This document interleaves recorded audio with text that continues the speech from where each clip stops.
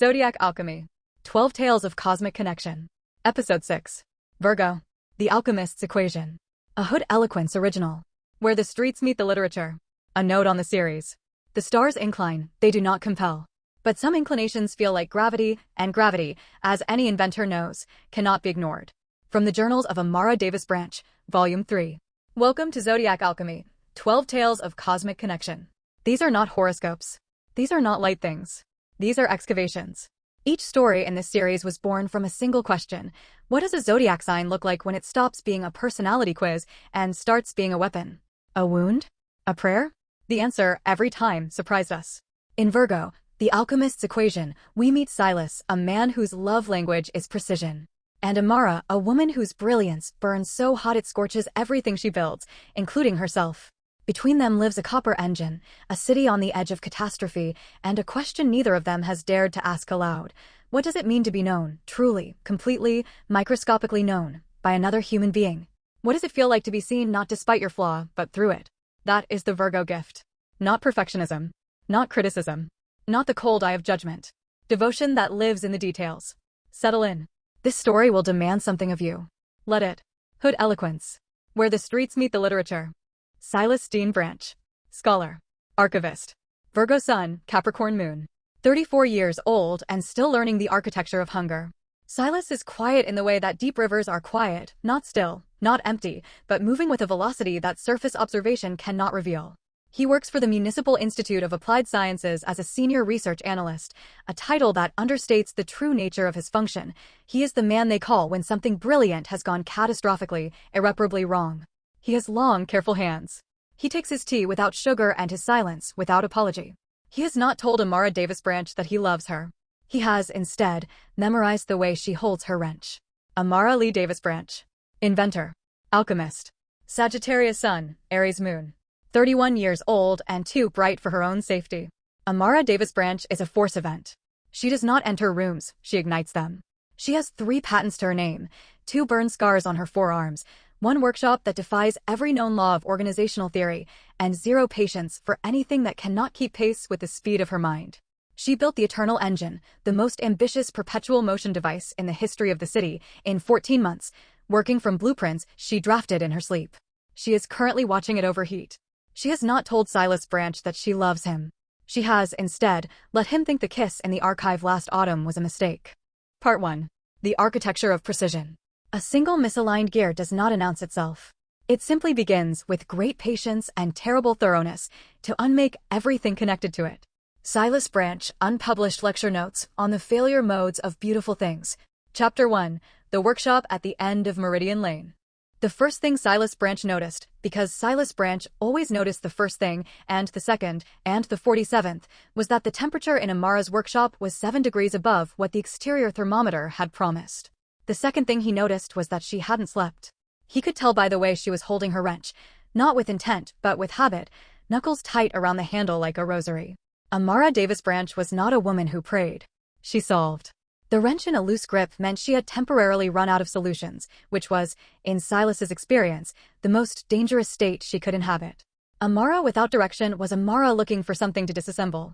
He set his satchel down in the doorway, the only clear inch of floor near the entrance, and cataloged the room with the methodical patience of a man who had learned, through years of proximity to brilliant chaos, that the fastest way to find the problem was to first find everything that wasn't the problem. The workshop was a masterpiece of productive disorder. 14 ticking clocks on the east wall, none of them synchronized, none of them decorative, each measuring something specific: barometric shift, thermal expansion, the vibrational frequency of the copper chassis on the engine's secondary coil.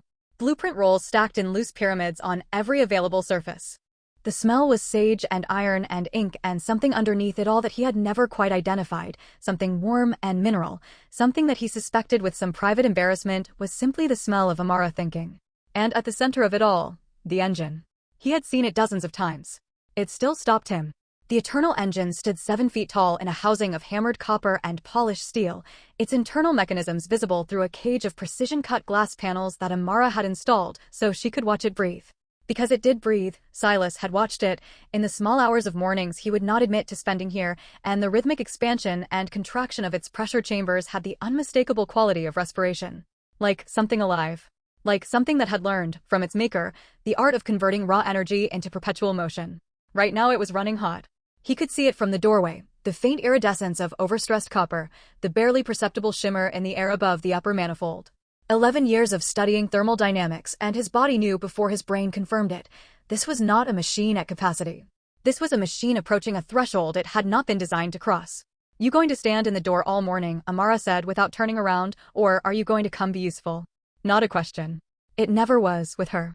"Good morning," he said, and came inside. She turned when he reached the engine's primary console, and he got the full force of her face, which was, as always, a complicated experience. Amara Davis-Branch was not conventionally beautiful in the way that art critics described beauty, which was to say she did not passively invite observation. She commanded it. She was tall and dark and economically built, with the kind of bone structure that suggested her ancestors had made important decisions in difficult weather. Her natural hair was pulled back today with what appeared to be a copper rivet, an actual rivet, the kind used in the engine's secondary housing, and there was a smear of soot along her left jaw that she had clearly not noticed and would not notice, and would feel faintly indignant about being told. She was wearing her work clothes, heavy canvas trousers, a linen shirt with the sleeves pushed to the elbow, forearms bare and warm brown and traced with the ghost-white lines of 2 old burn scars she wore without commentary or apology. Her hands were darkened at the knuckles with grease that had outlasted several attempts to remove it, and she was looking at him with an expression that contained, in its particular mixture of relief and resistance, the entire complicated history of what they were to each other. "It's running hot," he said. "I know it's running hot." The edge in her voice was not directed at him. He had learned to tell the difference. "How long?" "Since yesterday afternoon." She turned back to the console, jaw tight. "I've checked the primary coil, the pressure regulators, the thermal expansion joints in the chassis, all within spec. I've run the calibration sequence 4 times. The diagnostic panel says everything is nominal. But the engine is..." She stopped, pressed her fingers flat against the console's surface, and he watched her breathe. "The engine is building." "Building toward what?" She looked at him. Her eyes were very dark and very steady, and they said what her voice would not, "Toward something I can't see from here." He crossed to the console and stood beside her, close enough that the warmth of her arm registered against the sleeve of his jacket. She always ran warm, Amara, as if she were a secondary effect of the machines she built, and began reading the output data. Numbers had always been honest with him, the way people rarely were. Numbers did not decide what to show you and what to withhold. They simply were what they were, and if you were patient enough and careful enough to look at all of them, not just the ones that confirmed what you already believed, but all of them, including the ones that complicated the story, eventually they told the truth. He read for 6 minutes. Amara did not speak, which cost her something. He had spent enough time in her presence to know that silence was her second language, not her first. At the end of 6 minutes, he said, "Walk me through the build sequence. From the beginning." "Silas." "From the beginning, Amara." She exhaled, that specific exhalation, the one that meant she had already explained this to herself 11 times and was not confident that explaining it again would yield new information, but would explain it again because he was asking, and she had, at some unmarked point in the last 3 years, stopped being able to refuse him things he asked for quietly. She began to talk. He began to listen. The clocks ticked on. Chapter 2. What the numbers say when you let them. By noon they had covered the build sequence twice, cross-referenced the engine's 12 months of operational data against the original design specifications, and eliminated 7 possible failure points. Silas had filled 4 pages of his notebook with observations in his cramped, precise handwriting. Amara had filled 2 whiteboards with calculations, erased them both, and refilled them. Jackie Ford Hicks arrived at 12:30 with food and the blunt instrument practicality that had made her indispensable to Amara for the past 4 years. "The city's engineering office called," Jackie said, setting containers on the one clear corner of the work table. "William Lee wants a status report by 3. Amara, who was lying on her back under the engine's secondary housing with a thermal probe, said something brief and anatomically specific. "I'll take that as tell him we're working on it," Jackie said, unbothered. She looked at Silas with the particular expression she reserved for him, somewhere between assessment and reluctant approval. "She ate last. Before my arrival," Silas said carefully. "Which means no." Jackie set a fork beside the closest container with pointed deliberateness. "And you?" "I'll eat." "That's not what I asked." He looked at her. She looked back.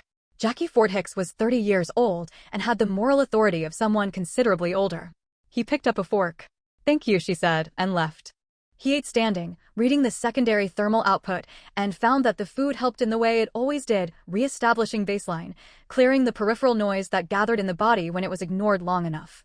Amara crawled out from under the engine and sat on the floor against the copper housing, her knees drawn up, her face closed around whatever she was calculating. Eat, he said, without looking up. I'm thinking. You can think with calories. That is the most Silas Branch sentence you have ever said to me. He heard the texture in her voice change, the faintest softening underneath the deflection, and kept his eyes on the data. The city's population within blast radius of a level 4 thermal event is approximately 30,000 people. I want you thinking with a full stomach. A pause. Then the sound of a container opening. They worked through the afternoon. The clocks ticked. The engine hummed with a note that had moved, over the course of the day, from its usual D-flat to something closer to D, a half-step that should have been meaningless and was instead, to Silas, alarming. He noted it in his book and said nothing yet. By 2:30, he had narrowed the investigation to the copper wiring array in the engine's tertiary magnetic field generator, a component so deeply embedded in the machine's architecture that reaching it required disassembling 3 outer panels, and so precisely integrated with the rest of the system that a single misalignment would propagate outward through every connected mechanism, like a translation error cascading through a text. By 2:45, he knew what he was looking for. He did not yet know where it was. He stood before the glass-paneled side of the engine and looked at the copper wiring array, 67 individual strands, each precisely calibrated, each serving a specific function in the magnetic field architecture, and breathed. In through the nose, 4 counts. Out through the mouth, 6. His father had taught him this when he was 8 years old and trying to see the flaw in a clock mechanism that had defeated every adult in the shop. You will not find it faster by rushing, Dean Branch had said. The mistake is already there. It has been there the whole time. You simply have to slow down enough to let it come to you. He let it come. And there, in the 43rd strand of the array, in a copper twist so microscopically off-center that it was invisible to casual examination, invisible to diagnostic equipment calibrated for larger variances, visible only to someone who had stood still long enough to let his eyes stop looking for what he expected and start seeing what was actually there, was the flaw. A single copper wire, angled 1 degree off its optimal trajectory. 1 degree. The kind of deviation that happened during installation, a fraction of a turn of the hand in the final seating of the connector, something that would have no effect under normal operating conditions and catastrophic effect under load. The engine was under load. Had been under increasing load for 11 months. The wire had been vibrating against its housing casing at a frequency too subtle for the diagnostics to flag and too specific for anything but a sustained thermal buildup to make apparent. The heat was not the cause. The heat was the message. And the message read, I have been wrong from the beginning, and I have been wrong so carefully, so precisely wrong, that no one noticed until it was almost too late. Silas closed his notebook. Amara, he said. She was at the secondary console, her back to him, and she turned with the particular speed of someone who had learned to hear everything in the way he said her name. I found it, he said. Part 2. The 43rd wire.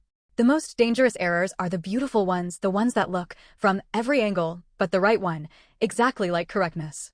Dean Branch, clockmaker, in a letter to his son. Chapter 3, What He Saw. She crossed the workshop in 9 strides and stopped beside him at the engine's glass panel, close enough that he could feel the heat radiating off her skin, not workshop heat, not engine heat, but the specific warmth of Amara under pressure. Amara who ran 37 degrees of emotional temperature above baseline when something she had built was in danger. Show me, she said. He pointed. Not at the wiring array in general, but precisely, his finger an inch from the glass, tracking to the exact location of the 43rd strand. She looked. He watched her look. This was its own kind of intimacy, watching Amara Davis-Branch direct the full beam of her intelligence at something, the way her eyes sharpened, the way her jaw set, the way her breath changed from unconscious to deliberate. Then he watched the exact moment she saw it. It was subtle. A microsecond of absolute stillness, followed by an exhale so controlled it was almost a discipline.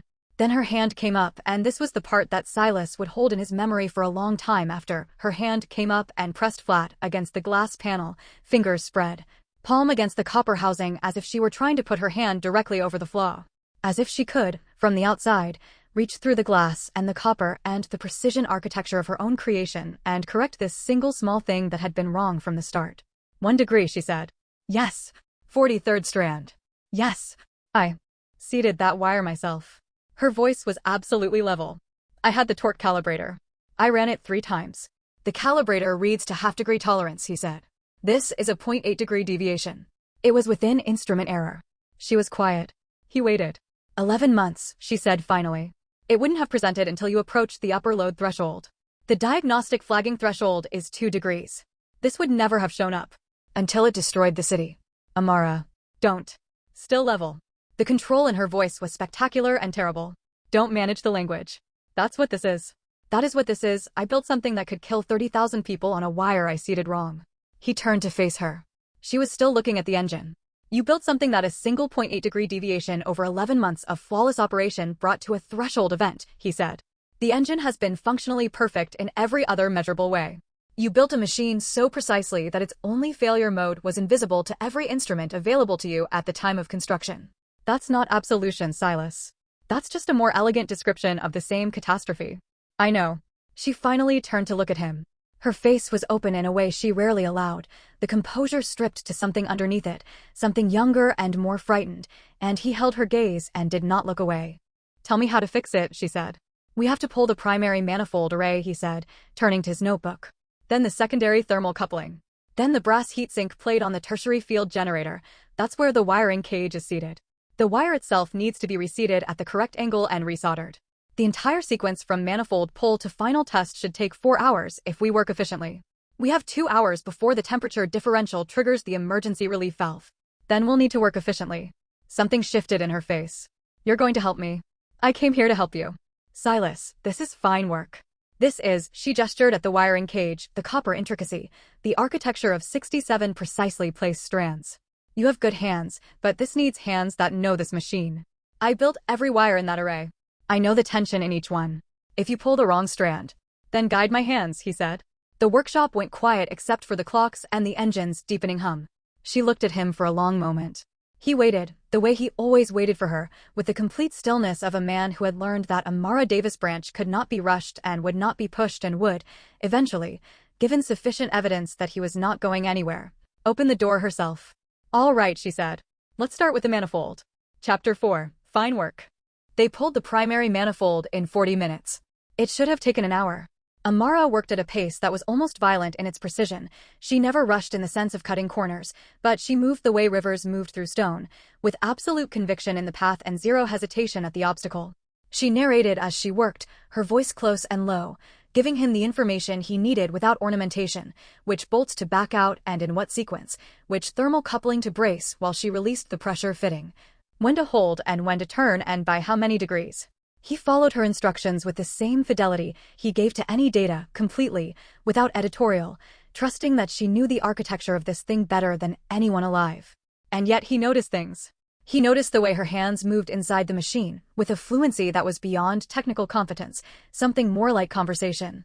Like she and the engine shared a language that existed only in the transmission of force from her fingers to the copper and steel. He noticed the small sounds she made when a coupling released correctly, not quite satisfaction, something more focused than that. He noticed that she was careful with him, more careful than she would have been alone. She held things an extra beat before releasing them, checked his position before applying torque, said his name when she needed his attention rather than simply assuming it. He wondered if she knew she did that. The secondary thermal coupling took 30 minutes and a focused argument about the optimal extraction sequence during which both of them were proven partially right, which was the best possible outcome of any argument with Amara and which she acknowledged with a single nod that meant, in the dialect she used with him, that she appreciated the pushback even when she wouldn't say so. By the time they reached the brass heatsink plate, the engine's hum had climbed another quarter step. Silas noted it and calculated. 45 minutes, perhaps 50, before the thermal differential crossed the emergency relief threshold. After that, the relief valve would dump 300 pounds of superheated steam directly into the workshop's ventilation system, not an explosion, but the beginning of a chain of pressure events that William Lee's engineering office had modeled at significant structural risk. They had time. Not much of it. The heatsink is in 4 bolts, Amara said. The bottom 2 have longer shafts. They seat into the chassis, not just the plate. When you back them out, hold the plate steady. The wiring cage is attached to the underside and it will swing if the plate drops. Understood. Silas. I have it. She looked at him, the same look she had given him in the doorway when he arrived, the mixture of relief and resistance and something else underneath both. Then she shifted to give him access to the plate and positioned herself on the other side of the engine, both of their arms inside the housing now, her hands cradling the cage mounting and his on the bolts. He began to back out the first bolt, inch by inch. Calibrated turns. The engine vibrating against his forearms, the warmth from its copper interior climbing through the fabric of his shirt sleeves. He could hear Amara breathing on the other side of the housing, steady, controlled, the breath of someone who is managing a significant amount of feeling through the discipline of the body. Tell me about strand 43, he said. A pause. Then, what about it? What's the gauge? The insulation type. 22 gauge, annealed copper, polyamide insulation. Why? I need to know its thermal characteristics before we resolder. The insulation type determines the soldering temperature window. Another pause. He finished the first bolt and moved to the second. You already know the thermal characteristics. You memorized the component spec sheet before you came in this morning. He didn't answer. You wanted to hear me say it, she said. Not an accusation. A recognition. You went very quiet after we found the flaw, he said. Quiet in a specific way. I'm fine. I know. Second bolt, 3 turns from release. I wanted to hear your voice on something you know with certainty. You needed to remember that you know this machine. The copper chassis transmitted her stillness to him through the vibration patterns, a change in how she was holding herself, something settling. 22 gauge, she said again, softer. Soldering window is 260 to 280 Celsius. You go above 280, the polyamide starts to degrade. Good. Silas. Thank you for coming. He released the second bolt. Where else would I be? The heatsink plate came free in his hands, and they both held the cage steady as it swung on its mounting, and for a moment the inside of the engine was fully exposed to them, 67 copper wires in their precise array, their careful geometry, their nearly flawless alignment. Nearly. The 43rd strand was visible now, and it was, as Silas had seen through the glass, a deviation so small it seemed impossible that it could matter. 1 degree. Less than the angle of his thumbnail held at arm's length. Less than the margin of a breath. There it is, Amara said. Her voice was flat and clear. He did not look at her face. There it is, he agreed. He reached into the housing and positioned his right hand at the base of the 43rd strand. Amara positioned hers at the connector end. The repair would require both of them, one holding tension on the strand while the other reseated the connector at the correct angle, then held it while the first applied solder. When I reseat the connector, she said, I need you to hold the strand at the base without applying any rotational force. Just tension. Let the wire tell you how much. All right. It's going to feel wrong at first. The strand has thermal memory. It's going to want to return to the off angle. I'll hold it. Silas. Amara. I will hold it. The clocks ticked. The engine hummed. She looked at him across the open housing, his careful hands in the copper interior of the thing she had built, and said nothing for a moment. Then she said, ready. Ready. And they began. Chapter 5. Thermal memory. She had been right. It felt wrong. The 43rd strand resisted. Not dramatically, copper did not have drama in it, but with the specific stubbornness of a material that had spent 11 months learning a particular shape and did not intend to learn another. Silas held tension on it and felt the resistance travel up through his fingertips and into the tendons of his hand, a micro-vibration of opposition that required him to stay very still, very present, applying exactly as much force as was needed and not a fraction more. Amara reseated the connector with movements that were almost impossibly small. She did not rush. She found the correct angle through feel, through the kind of tactile intelligence that could not be taught, only developed over thousands of hours of intimate work with precise materials, and when she had it, she said hold in a voice barely above a murmur. And he held, and she reached for the soldering iron. Temperature, he said. 270. She checked the indicator without breaking her positioning. Good. The iron touched the connector joint. The solder flowed. Silas held perfectly still, holding the strand at base tension while she worked at the connection point, the two of them in absolute concert inside the housing of the engine, her warmth against the copper, his hands steady in the heated air, both of them breathing in the same rhythm. He was aware, with a specific kind of awareness that discipline could suppress, but not eliminate, that this was extraordinary proximity. That the inside of the engine was not large, and they were both reaching into it, and the physical distance between them was less than 12 inches. That her forearm, when she reached for the iron, had pressed briefly against his in the way that had no significance in the context of the task, and the context was the only thing that mattered right now. He held the wire. 3 more seconds, she said. He held.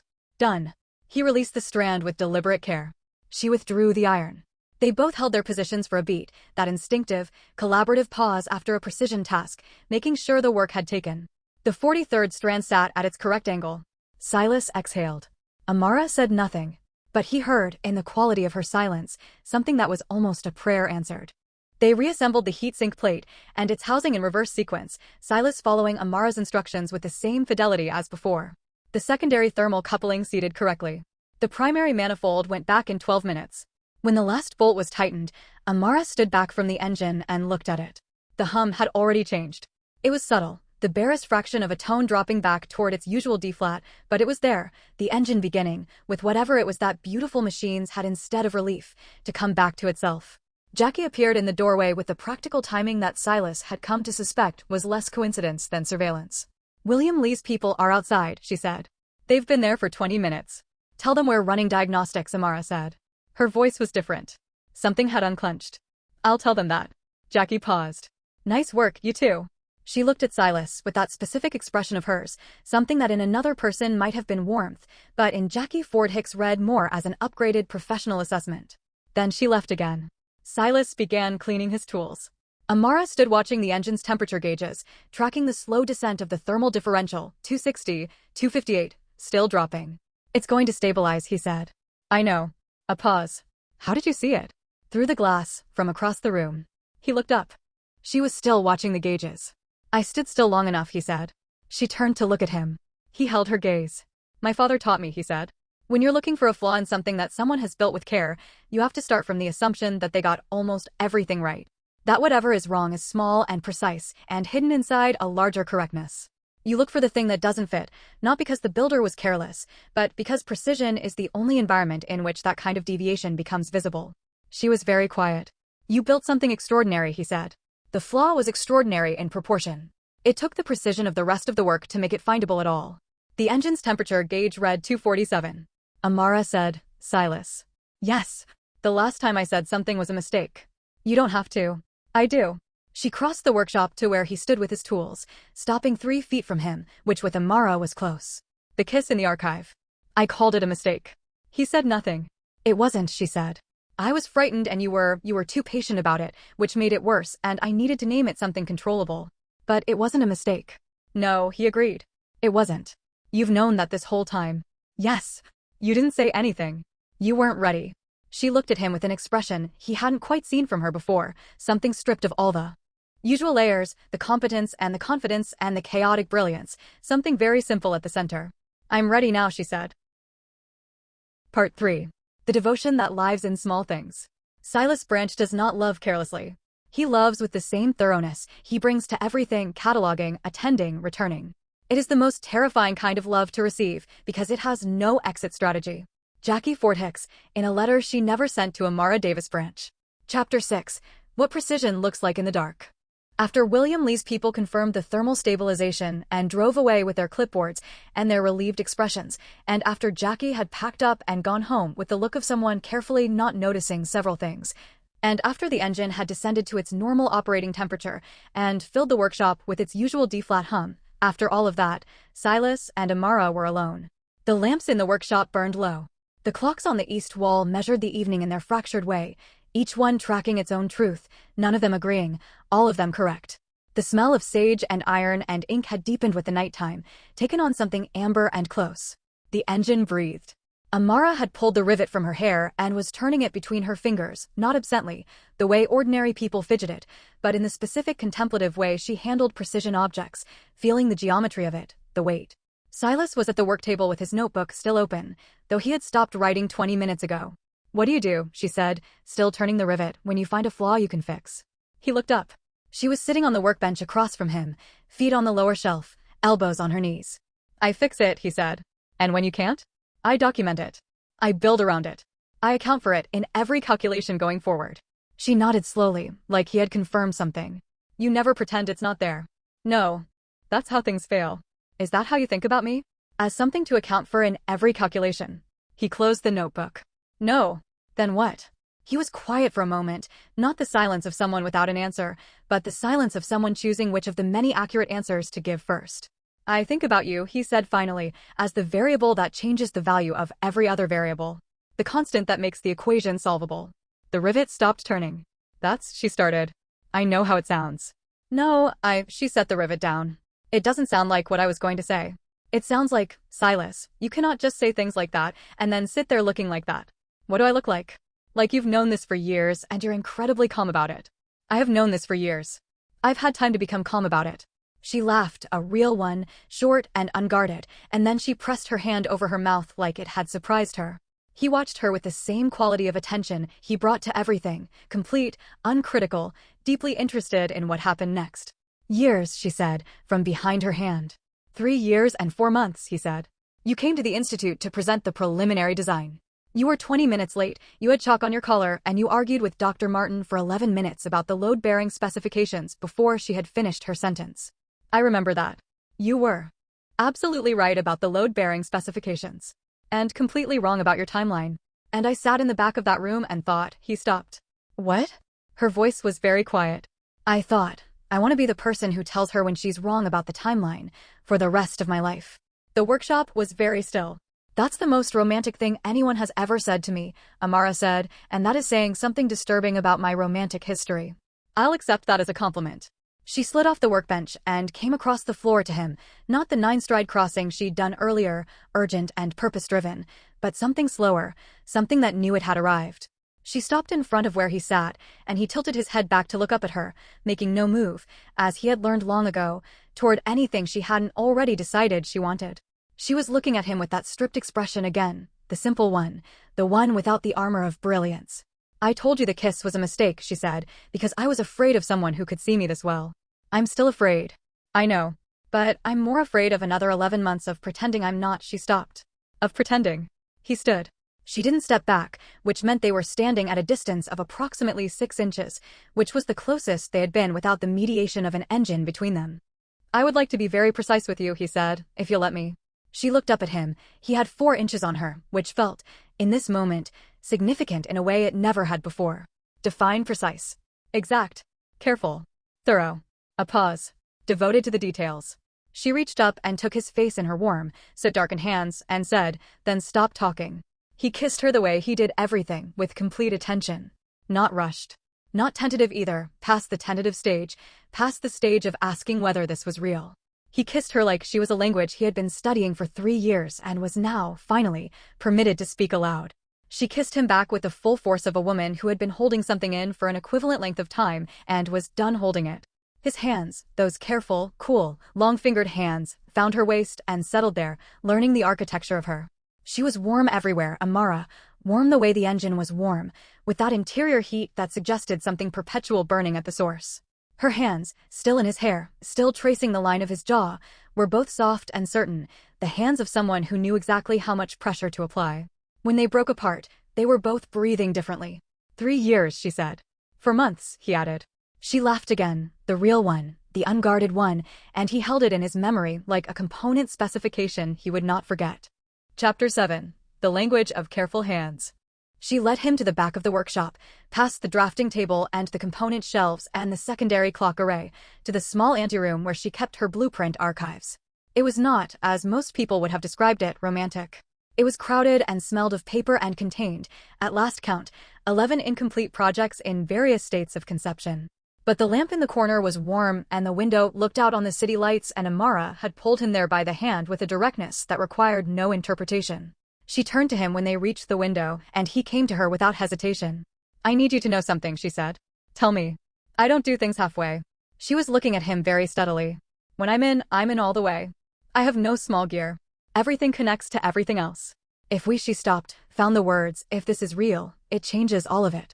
I know that about you, he said. I've known it from the beginning. That's what I've been deciding if I was ready for. And? I'm here, aren't I? Something in her face opened. She reached for the buttons of his jacket with her clever hands, unhurried, each button given its own attention, and he stood very still and let her, watching her face as she worked.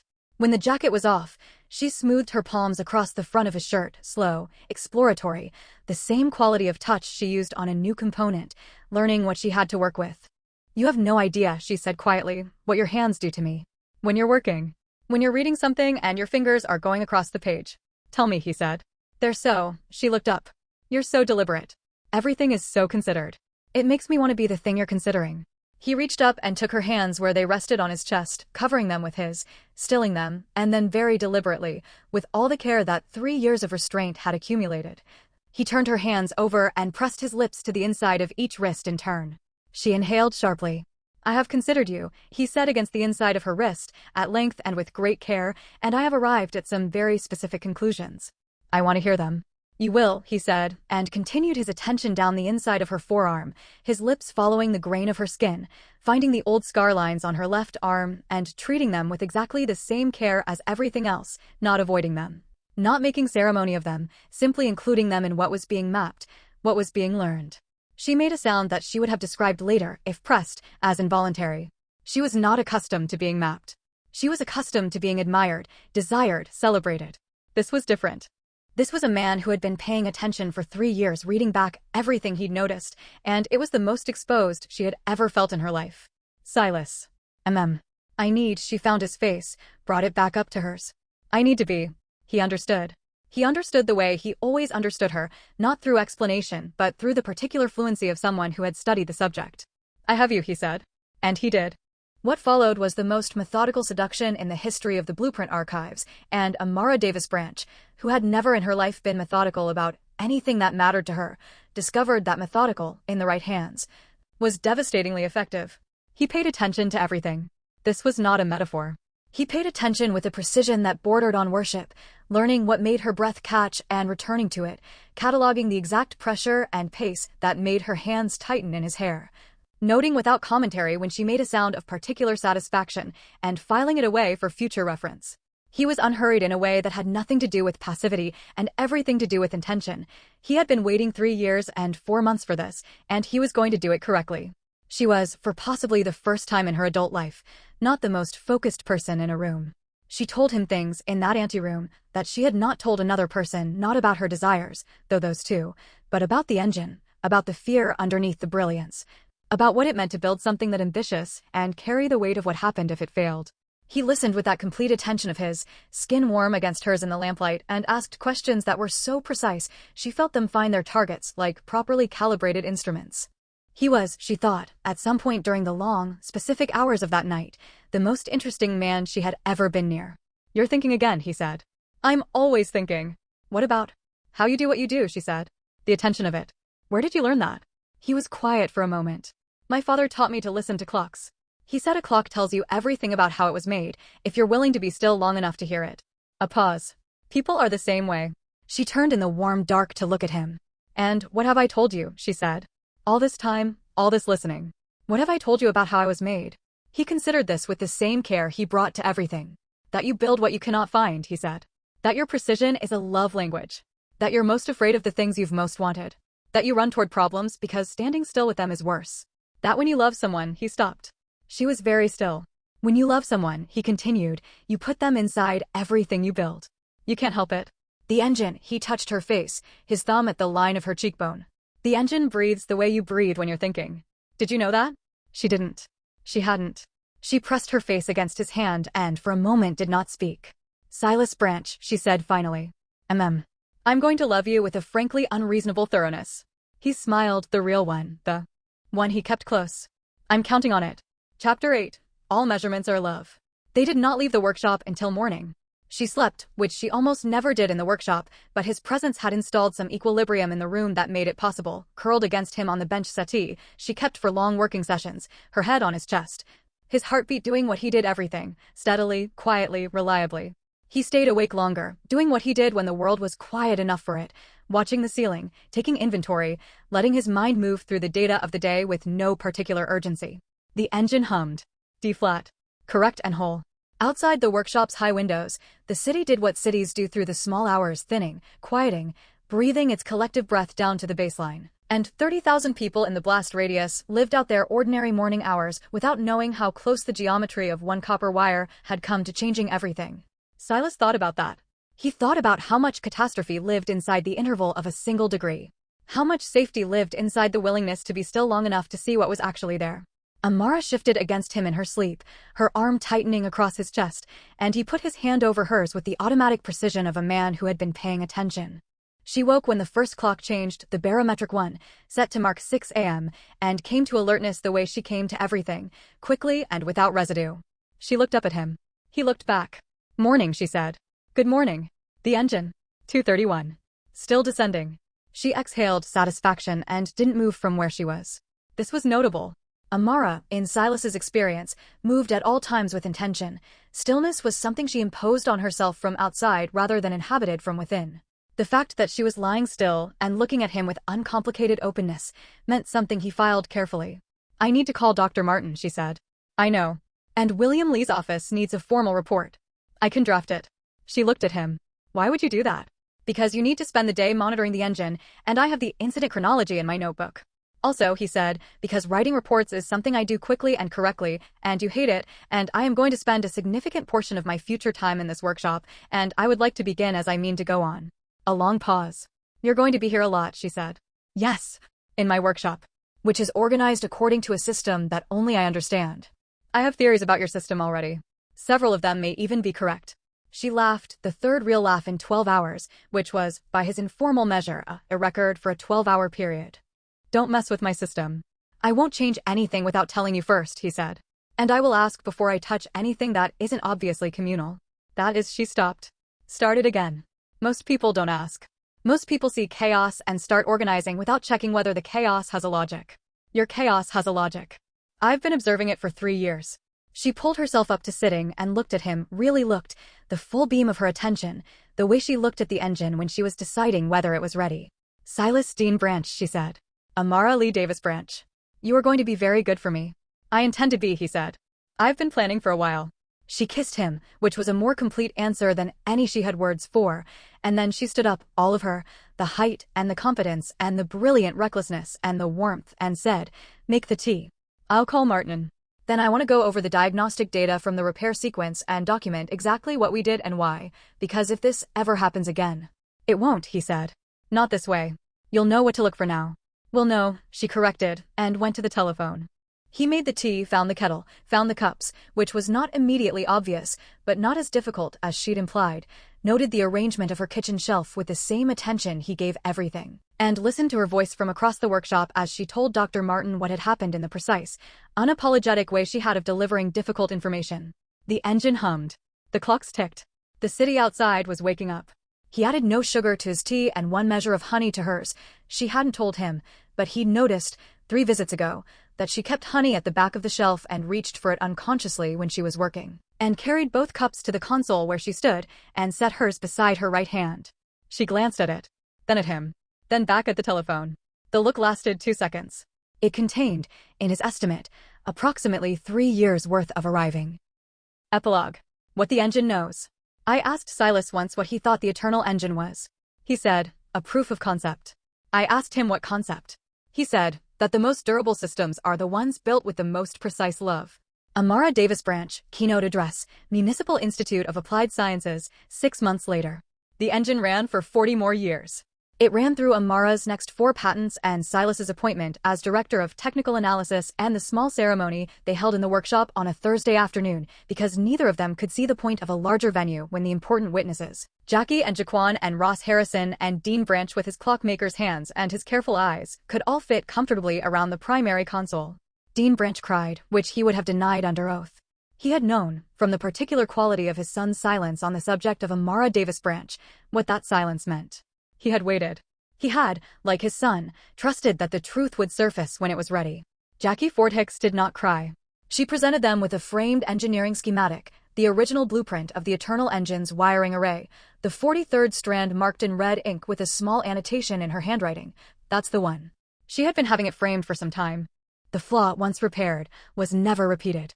Amara spent 3 weeks developing a calibration protocol specifically designed to detect sub-half-degree deviations in precision wiring arrays, and submitted it to the Institute, and eventually to the International Standards Board. And it was adopted as a required step in all high-tolerance installations. She named it the Branch Protocol. Silas, when informed, was quiet for a moment, and then said, "That's not accurate. I only found it. You built the standard. You found it because you looked the right way," she said. The protocol is named for the way of looking. He had nothing to say to that. This was one of the very few instances in their life together when she rendered him genuinely speechless, which she catalogued with the same precision he had always brought to cataloging her.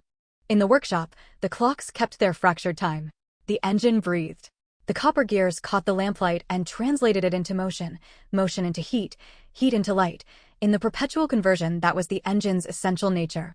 The sage and iron and ink smell never entirely left the room, even years later when the original workshop had been expanded twice and the east wall's 14 clocks had grown to 22. Amara still worked in ordered disorder, and Silas still understood the order. He had never rearranged anything without her knowledge.